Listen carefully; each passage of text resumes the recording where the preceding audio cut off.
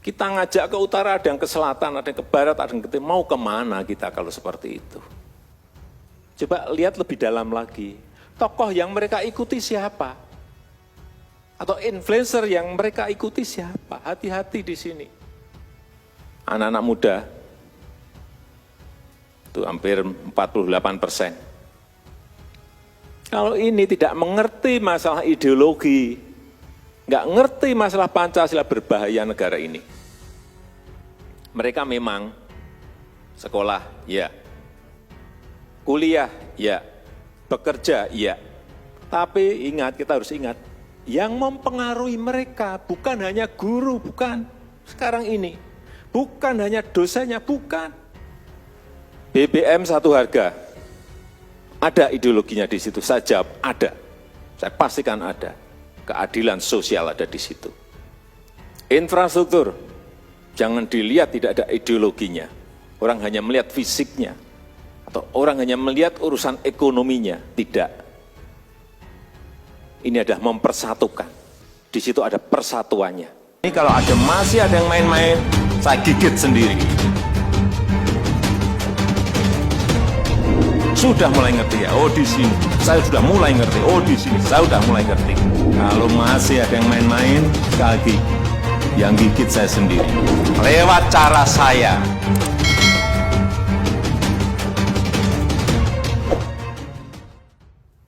Di negara manapun, yang namanya ideologi itu harusnya dipegang oleh pemimpin-pemimpin yang ada di lembaga-lembaga itu. Begitu juga kita, mestinya di setiap kementerian, mestinya di setiap lembaga, mestinya di jajaran TNI, jajaran Polri, Jaksa Agung, BIN, semuanya sama. Pemimpinan harus memegang yang namanya ideologi. Tanpa juga harus kita sampaikan, tetapi rasa memiliki ideologi itu kelihatan.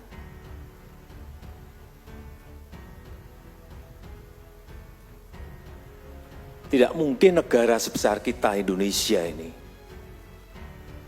bisa kokoh bersatu seperti ini kalau ideologinya berbeda-beda. Mau kemana kita?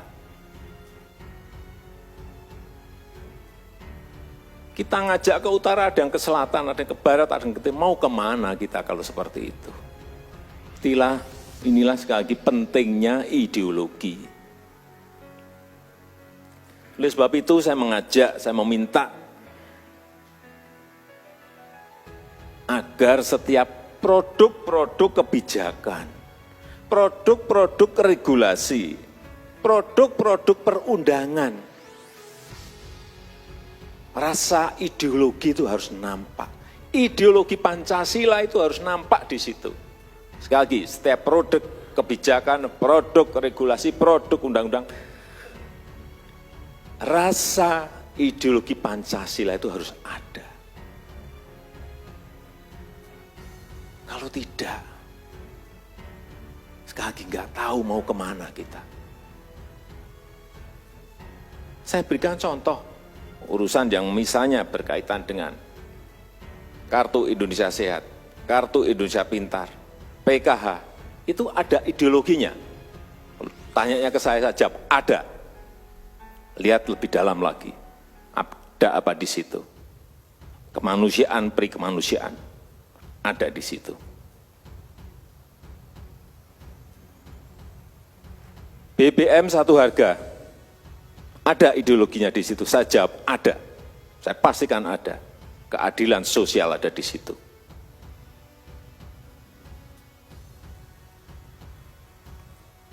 Infrastruktur, jangan dilihat tidak ada ideologinya. Orang hanya melihat fisiknya. Atau orang hanya melihat urusan ekonominya. Tidak. Ini adalah mempersatukan. Di situ ada persatuannya. Dia harus dinampakkan seperti itu. Jangan urusan nanti remeh-temeh. Enggak seperti itu. Coba lebih dalami lagi. Akan muncul ideologi-ideologi yang setiap program Bapak Ibu sekalian luncurkan, ada rasa ideologi Pancasilanya. Tapi Yang harus kita lihat sekarang ini bagaimana membumikannya. Ini yang jauh lebih penting. Kita harus melihat, semua kementerian, lembaga harus melihat. Harus jelas target utamanya itu siapa.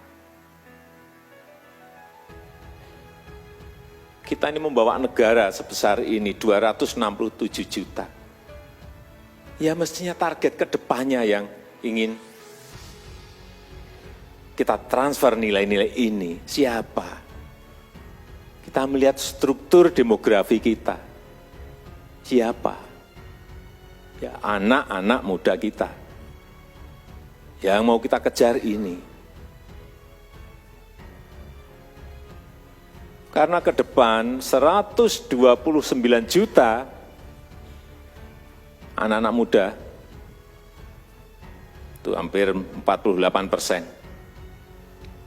Kalau ini tidak mengerti masalah ideologi, nggak ngerti masalah Pancasila, berbahaya negara ini.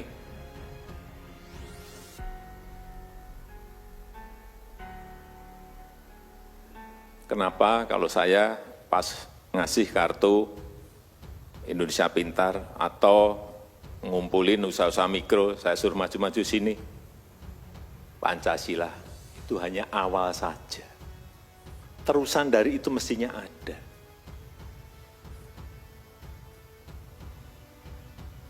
Sekali lagi, target utama kita jelas anak-anak muda kita. Yang kalau dihitung tadi sudah saya sampaikan 129 juta. Kita harus ngerti, kita harus paham. Media komunikasi yang mereka gunakan itu apa? Semua harus ngerti ini. Juga harus ngerti kegiatan mereka apa. Konten yang mereka sukai apa.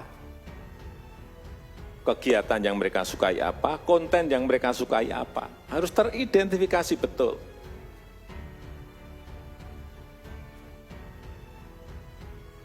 Coba lihat lebih dalam lagi, tokoh yang mereka ikuti siapa? Atau influencer yang mereka ikuti siapa? Hati-hati di sini. Ini zaman sudah berubah. Hati-hati. Oleh sebab itu BPIP juga harus melihat secara detail ini. Agar apa? Penyebarannya lebih cepat lagi, lebih kuat lagi. Saya melihat secara detail. Mereka memang sekolah, ya. Kuliah, ya. Bekerja, ya. Anak-anak muda ini sekolah, ya. Kuliah, ya. Bekerja, ya. Tapi ingat, kita harus ingat, yang mempengaruhi mereka bukan hanya guru, bukan. Sekarang ini, bukan hanya dosennya, bukan. Bukan kalau yang sudah bekerja, bukan bosnya, bukan. Bukan hanya bosnya, bukan. Hati-hati. Sekali lagi, agar kita ini memasifkan, membumikan ini secara cepat. Tetapi mereka menyerap nilai-nilai ini, nilai-nilai informasi. Menyerap informasi, menyerap pengetahuan, menyerap nilai-nilai. Hati-hati, sekali lagi tolong ini digarisbawahi. Mereka ini menyerap informasi, menyerap pengetahuan, menyerap nilai-nilai.